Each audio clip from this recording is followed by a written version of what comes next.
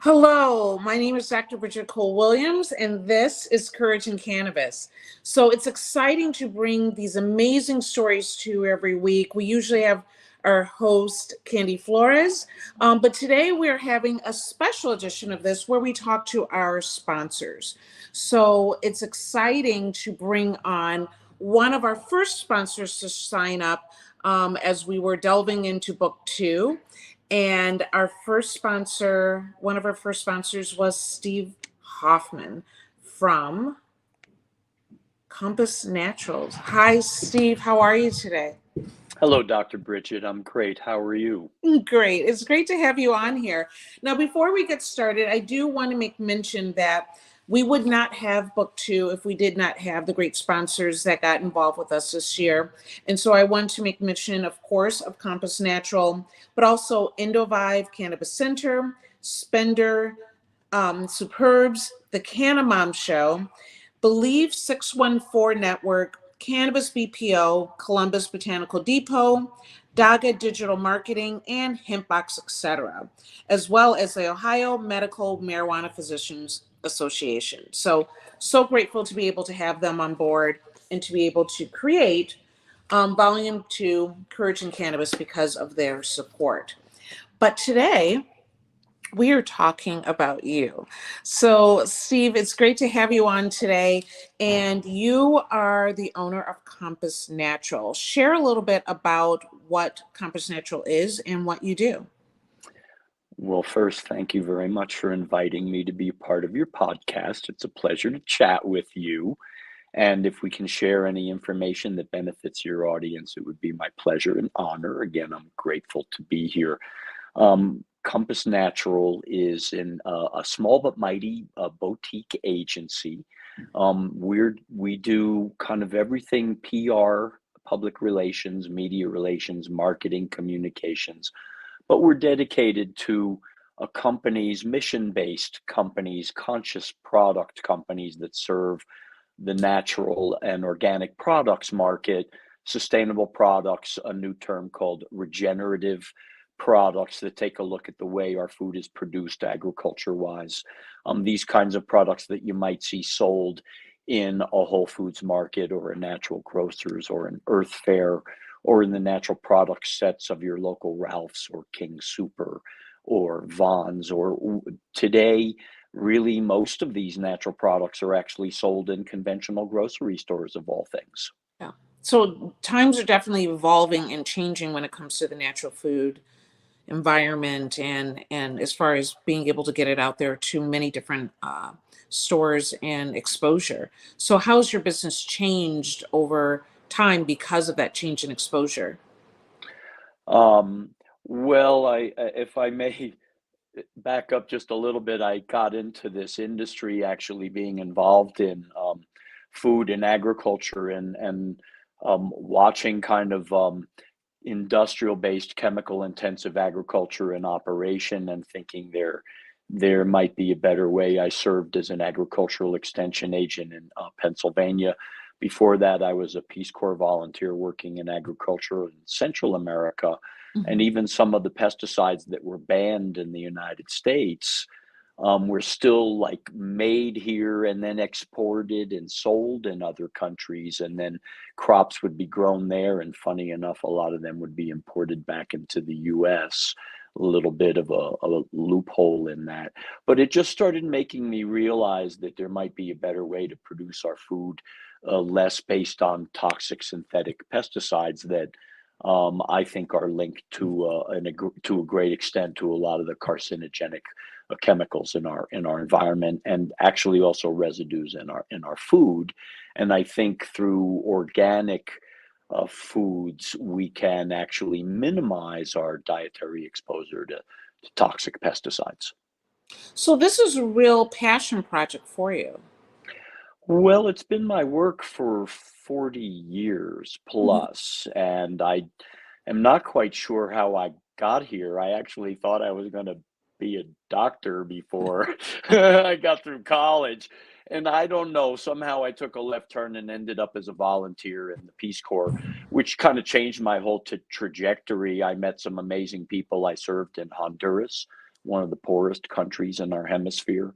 I learned more than I taught about culture and food production and tropical agriculture and appropriate technology. And of course, I learned Spanish and New Horizons. And, that served in all my work back in the United States. So, I've always supported all the cultures that make up our melting pot of our country.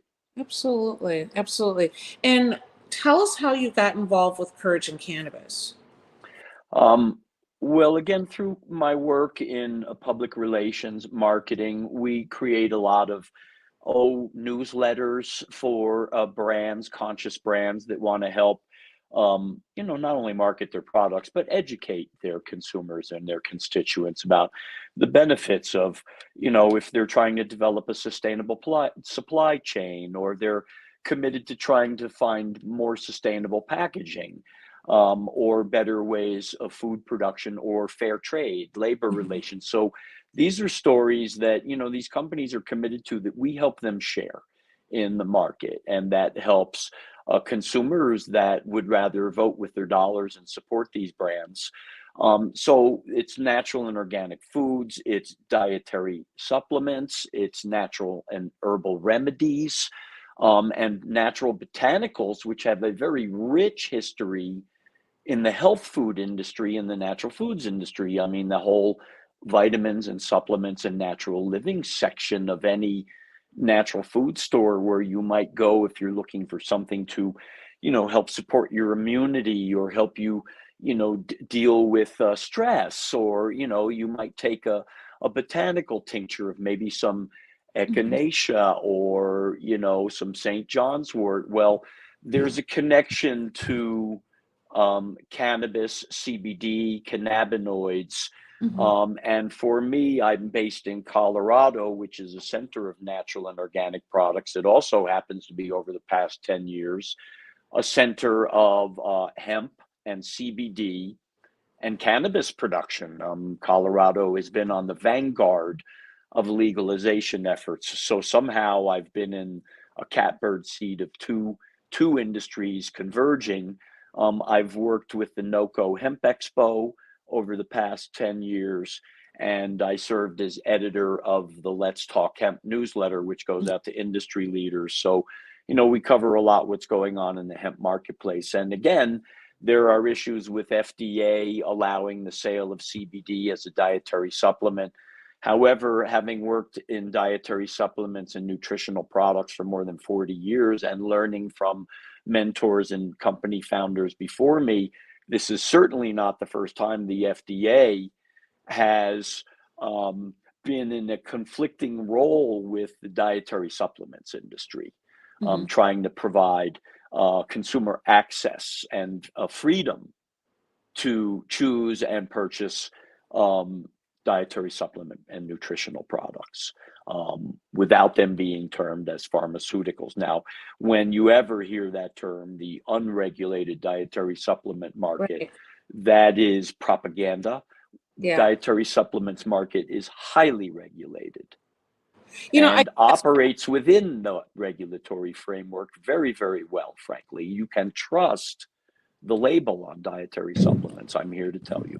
so I'm so glad for you to share that, because coming from obviously a traditional medical background as an MD, I'd like to think things are changing and that we're opening up our minds a little bit, but definitely during my training, there is this preconceived notion that if it's coming from the health food store, if it's coming from your vitamin stores or what have you, that you should be not trusted as well, that it's probably not going to work. And to be honest, a lot of people have an attitude that a lot of these more natural approaches is kind of just false tales. Hmm. And let me be clear, that is not how I feel, before anyone sends me messages about that. But I Hmm. definitely think that is the message that is being sent out between traditional medicine and a more holistic Hmm. approach. And so the fact that you're saying that it is well regulated, and just say a little bit more about that, because I think you can maybe relieve some people's feelings about this by sharing a little bit more. Yeah, well, there's a lot of ways we can go for that. And remind me, I do want to talk about this historical connection Yes, between, we'll get health there. food No, no roots worries. and No the worries. cannabis roots. But in this case, we have got a model in the United States that in my humble opinion, I think is a little broke. We are addicted to highly processed foods, right? And they're making us obese. They're giving us diabetes. They're giving us heart disease. They're giving the kids ADD with the preservatives and the food colorings. And I will tell you, Kraft mac and cheese is formulated differently for the European market than it is for our own very own US market. Why? Because in the EU, they have limitations on what kind of additives or preservatives or colorings you can put in those products. They protect their consumers better with regulatory. And guess what? These food companies who complain, oh, we can't comply in the US, well, they don't tell you they're complying in the EU. But And then here in the why don't we US, do we that get the here? product with all the chemicals in it. Why don't we do that here? A very good question we've been asking in my time in the natural products industry for 40 years. And a caveat emptor, there are ways that I think consumers can inform themselves about what's in their food products. Usually, if there's a whole lot of ingredients you can't pronounce, there is a better for you alternative out there. All right. And some people ask me, well, organic food is too expensive. I say, well, you think organic food is too expensive? Try healthcare. The rate Try. of cancer in our country from all the exposure to chemicals in what we Right. eat, what we put on our skin, what we put in our homes. Mm-hmm. So my thing is, it's not just what you put in your body, it's what you put on your body, and it's what you put your body in. Mm-hmm. And, again, I think a lot of the interesting thing about organic food is actually the way that that's produced can actually help mitigate climate change because the way we're producing our food is stripping the soils of all the carbon that's going out into the atmosphere.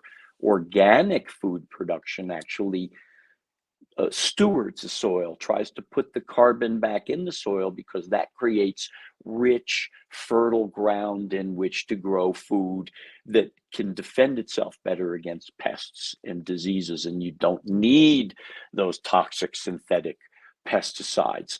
This Mm-hmm. is all based on an economic model that drives industrial, chemical based agriculture, a few multinationals controlling that, then the pharmaceutical companies that own the pesticide companies, that own the seed companies, that then give us the highly processed food, that then gives us the illnesses that we have to go into the healthcare system with which to buy the pharmaceuticals. I'm advocating for a more preventive and personal aware approach Mm-hmm. of empowering your own health. And I Mm-hmm. have always found that, I mean, listen, if I need allopathic medicine because I need to get a precancerous mole taken out of me, I'm going to Right. do that. Mm-hmm. But I'm also going to maybe put some CBD ointment on it, and I'm going to take vitamin C and vitamin D to help me heal. I'm going to combine natural remedies with the most effective, medicine remedies out there. Mm-hmm. So I don't know. I may be, unique, but in that I'm not an extremist on one side or the other. But I do believe consumers need to educate themselves either way. And again, within the whole realm of dietary supplements, you're going to find differences in quality So and do you think it efficacy. would ever be the norm? Say again. Do you think being more holistic, being um, a more integrative approach between traditional or allopathic Mhm, medicine and more natural products, mhm. do you think that combination will ever be the norm? Well, I'm glad you asked that question. It is actually becoming a real force out there, Yeah. and you can thank the pandemic to a great extent when people go, wait a minute, I better take control of my health because actually all these pre existing conditions make me more susceptible to to getting sick from COVID. So A, Right. can I improve my health Right. And strengthen your immune and system. strengthen my immunity and ability to deal with with these invaders better? And then also, hey, elderberry syrup along with the NyQuil, Mhm. again, combining, because elderberry syrup, hey, I take it when I feel a cold or flu coming on. And certainly moms want to, think about it for their kids. I want to be Mhm. careful. I am not a doctor. You are. Mhm. But I'm just saying this is why consumers are flocking to this. And frankly, there is market research that's come out from, one of the leading media companies tracking the natural products industry. We are a force. The conventional food industry is selling more and more natural and organic and nutritional products in their stores. People are looking at dietary supplements in Mhm. terms of taking control of their health, getting more preventive in their health. I always say it's the organic apple a day that keeps the doctor away, Yes. because a conventionally produced apple, according to USDA data, even when you wash it, has an average of 12 pesticide residues. Right. It's not just on the skin, Yeah. it soaks into that apple. We So talk you about want the to Dirty feed your Dozen. kids healthy food that helps develop their minds, strong bodies. Pesticides will affect them neurologically, Yes. especially when they're younger. They're in developmental stage. We may be as adults able to handle that better than our developing children. Mhm. There is correlation. I'm not going to say there's causation yet, but there's a lot of Mhm. research showing correlation between children brought up near fields of pesticide application and autism, which has been on the rise in our Sure. country. So, Absolutely. um, I always say, and this is a gateway for a lot of families, is I have kids, now I'm going to pay attention to organic. I want to give them a head start Right. Give them developmentally. right. Give And them again, it's the organic apple a day that absolutely. keeps the doctor away. So you made mention of the pharmaceutical companies and just historically with our relationship with illicit drugs. And we were talking about I believe you say buyer, I say bear. Mhm. Is that right? Well, these drugs, interestingly enough, just looking this up, and you piqued my interest as well in inviting me on your program. Now, where did I just have that? Wait a minute, where was that? Um, there it is.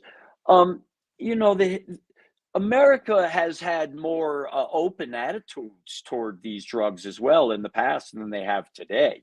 In Mhm. the 1800s, um, you know, opium, cocaine, and marijuana ended up in a lot of the tonics. So if you remember those like vintage bottles of medicine, or the maybe the stories you saw of the snake oil salesman, so to speak, selling those tonics in the back of wagons, they were touted as natural remedies. Now, again, you had some high integrity people and you had some not so high integrity people, and Mhm. that is why there is value in the FDA and regulation of all these things. I do believe Mhm. that. I'm not saying there's not. I agree. I Right. think sometimes it's misguided and it's driven by special interest groups.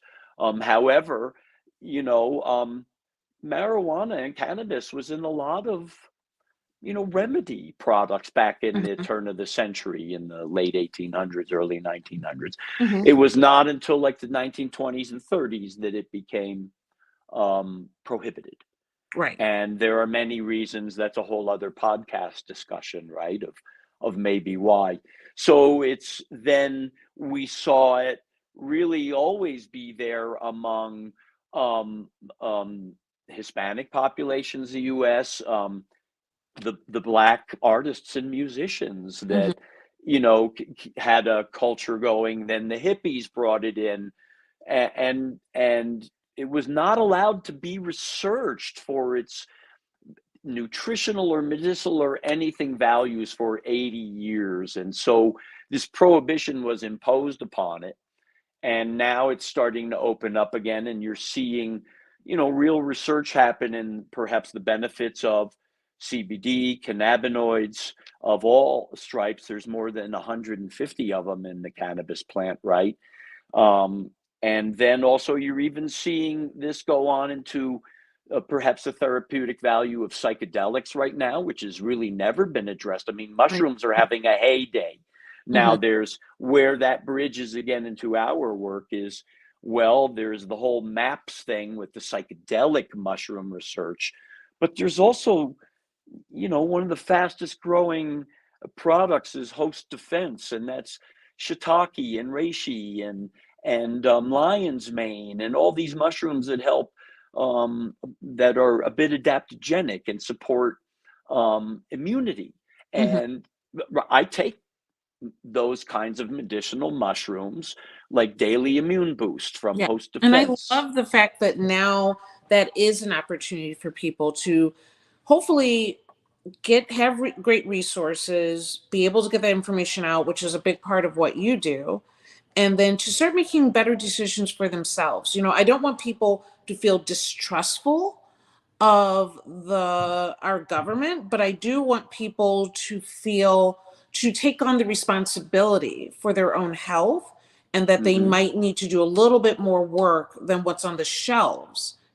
Like I often say to my daughters, just because they make the clothing doesn't mean you need to wear it, and just because they make the food doesn't mean that we're supposed to eat it, unfortunately. Hmm. And so to be in a place where we do more research to figure out what's right, whether it is a certain philosophy that you tend to gravitate to, veganism or, pescatarian or whatever it may be, or simply going towards supplements in a way that are very natural Hmm. and finding new ways to make your body better and seek wellness, is really what you're doing at the end of the day.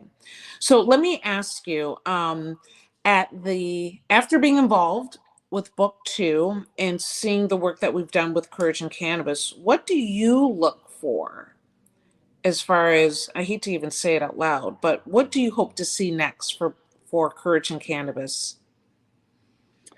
I think that you're playing a very important role in destigmatizing cannabis, and kind of, forgive me if this is a bit stereotypical, but I'm almost saying it is, when you get, the moms to just kind of accept the value of this and remove those stigmas, it goes a long way that society is removing the stigmas from that. And I think we're close, and I think you're helping push that further. You're helping people tell stories.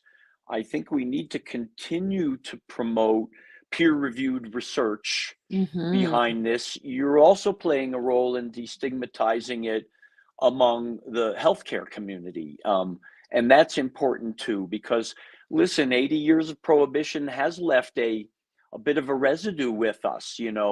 I'm amazed I can enjoy it on my porch in Colorado, but there's also a part of me, like, I hear a siren and I'm like, I got the PTSD from our prohibition Yeah. era. I hear it all the time that, even in the most legal, safe environment, people are so little paranoid because of having that feeling for so long. So tell us a little bit about what you're working on right now with Compass Natural. Um, well, how we met, and I don't know that I addressed that originally, but through a mutual friend of ours, Franny Tacey, who runs Franny's Pharmacy and is a great pioneer in the CBD and cannabinoid space out of Asheville, North Carolina, which I call like Boulder East. And Yeah. I'm based in Boulder, Colorado, again, a center of a lot of this stuff. And going out there and participating in a podcast and a panel that you were featured on, and I served as moderators when I had the great fortune of meeting you and learning about your work and your first book. Mhm. And I really enjoyed visiting Asheville for the first time and also learning about Franny's work with Mhm. Franny's Pharmacy, because again, through her dispensaries and her educational work. I am so impressed with the powerful women leaders forwarding this important information about an important plant that's useful to humans and animals and the environment. Yes. So that's where we met. And so I work across a broad spectrum of helping, publish, garner earned media, which is basically trying to get publications, podcasts, everybody to cover the brands and the clients that we work with. One of our clients is Jam Bar, Hmm. and that was actually created. It's a woman-owned business made in the USA. Jennifer Maxwell created the original power bar. She Yes. created the entire energy bar category. When she and her late husband Brian sold that business in 2000, she had to raise 6 kids on her own. Mm. 20 plus years later, her eldest daughter said, "Mom, you don't like any of the bars out there. Why don't you get back in the game and make the best one?" And she's created this certified organic energy bars, whole food. I mean, again, I really love working with clients where I share their passion because I know this is a premium quality product that's good for people, planet, and and and business, Yeah. conscious business. So that's one of our clients. We also work with a large media company helping produce events that link buyers and brands.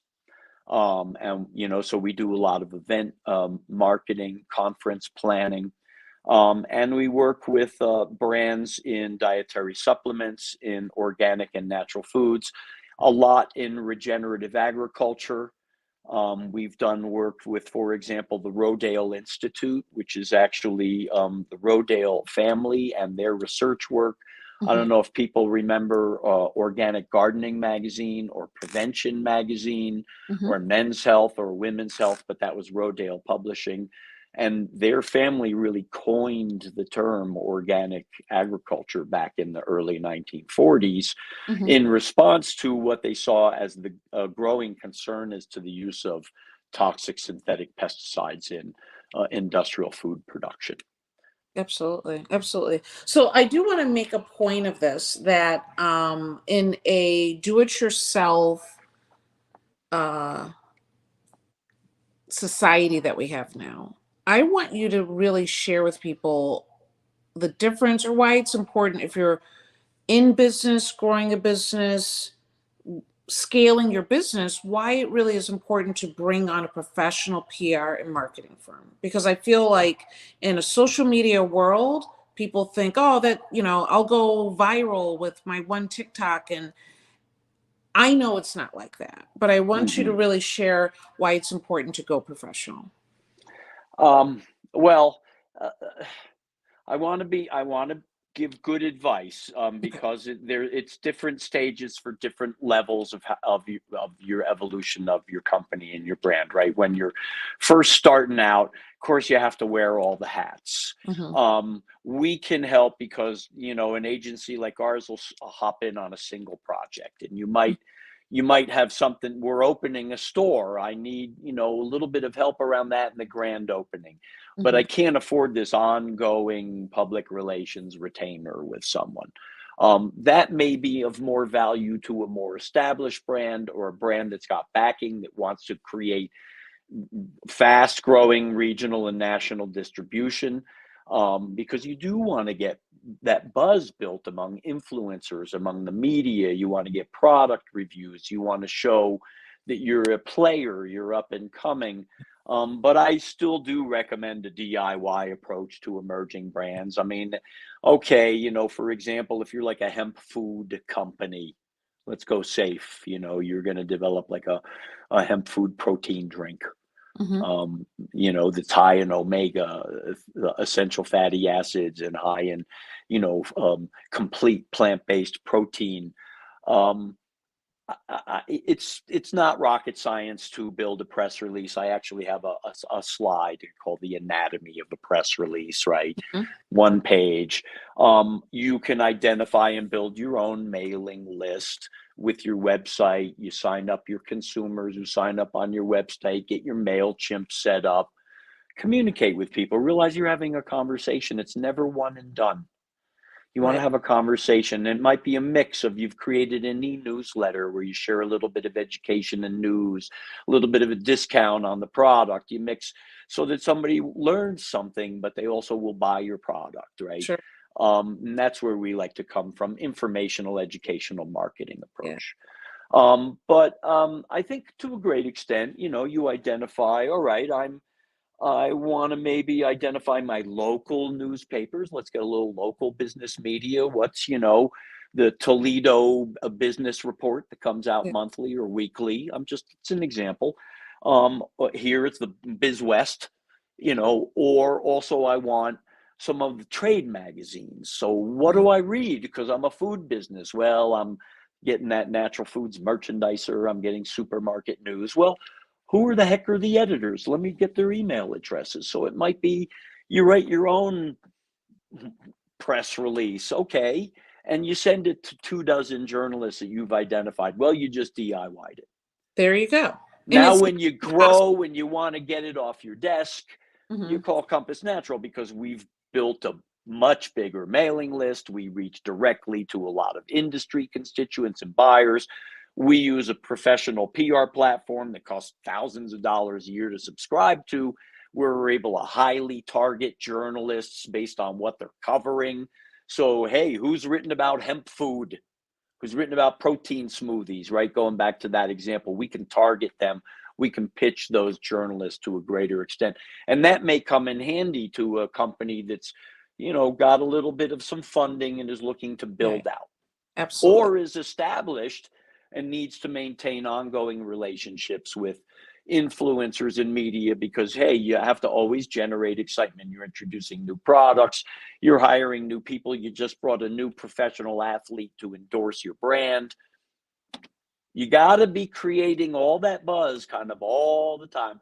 Your my DIY presentation literally has a clown on a ball juggling 12 balls in the air. Right. That's an entrepreneur. Right.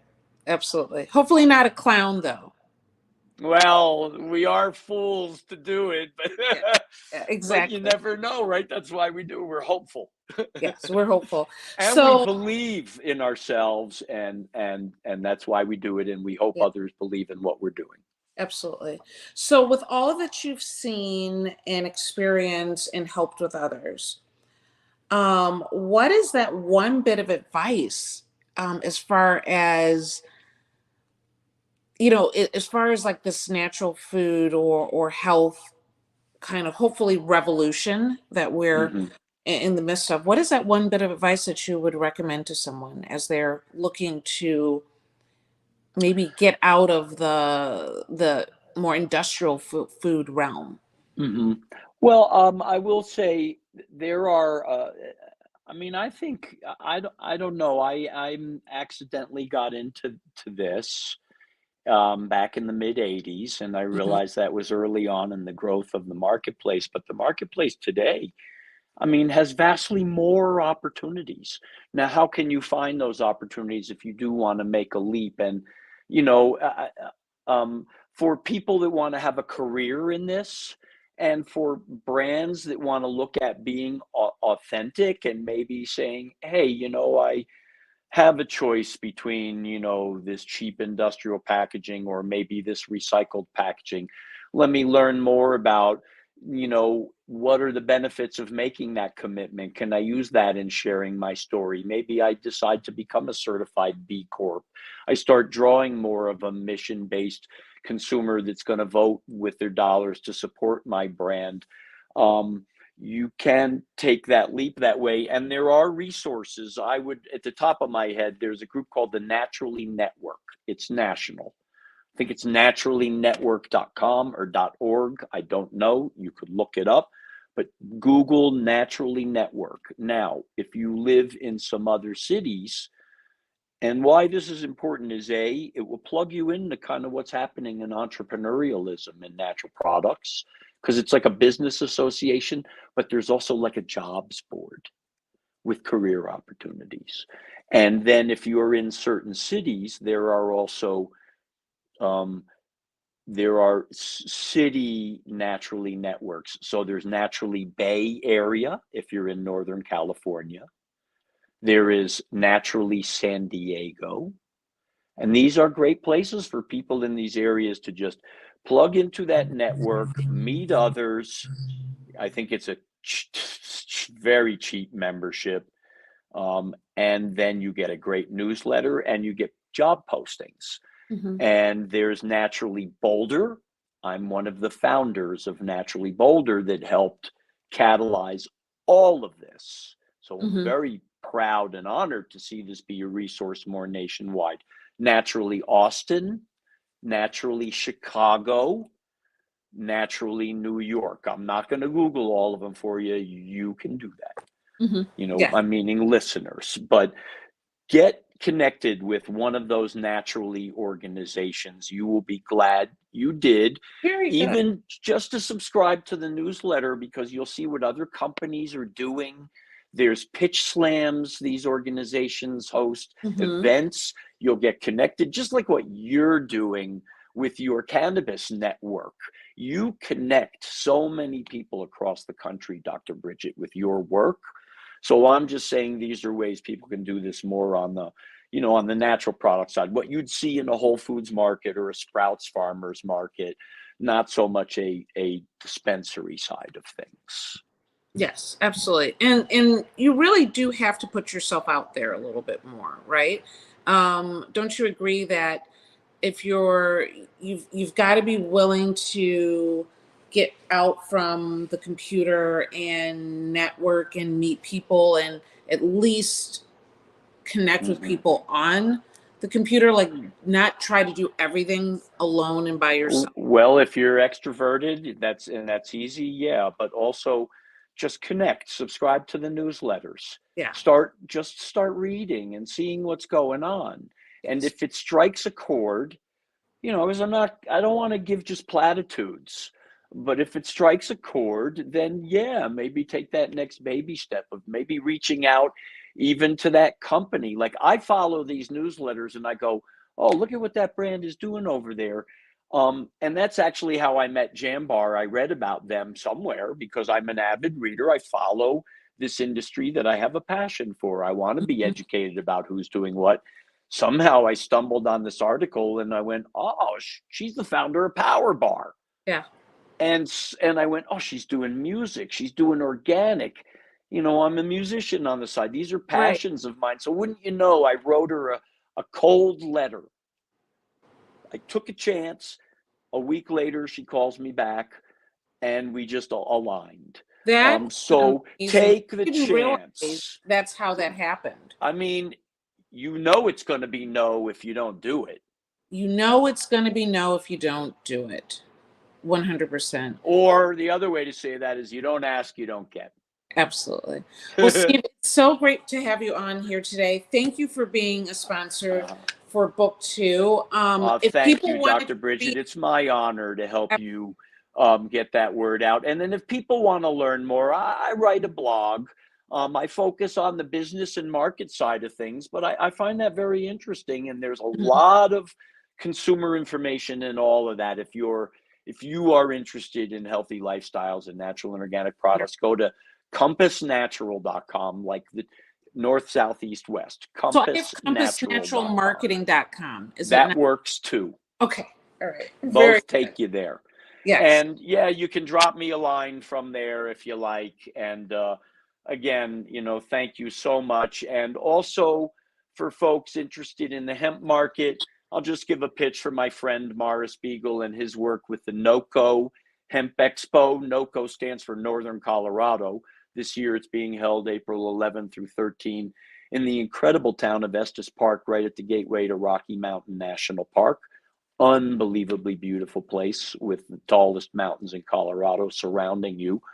Check out nocohempexpo.com. Very good. Well, thank you again. And Dr. Bridget has spoken there Yes. twice, I believe. Yes. No, very exciting to be able to have that opportunity to connect and share your story. And we would love to have you, like, there's so much that you unpack that would be great to dig in a little bit more. at another time. Well, I'm excited to share this as well, so be sure to give me the link because I have people that Yes, want to watch it already. absolutely. And I saw Candy on there. Hey, Yes. Candy, and thank you everybody for your nice comments and for tuning in. Absolutely. Well, thank you. And this will end our sponsors edition of Courage in Cannabis. And join us every week to hear incredible stories where the power is in the stories. Thank you. And be sure to follow Dr. Bridget. She is amazing. Thank Thank you, Dr. Bridget. Absolutely. Have a great one. Bye.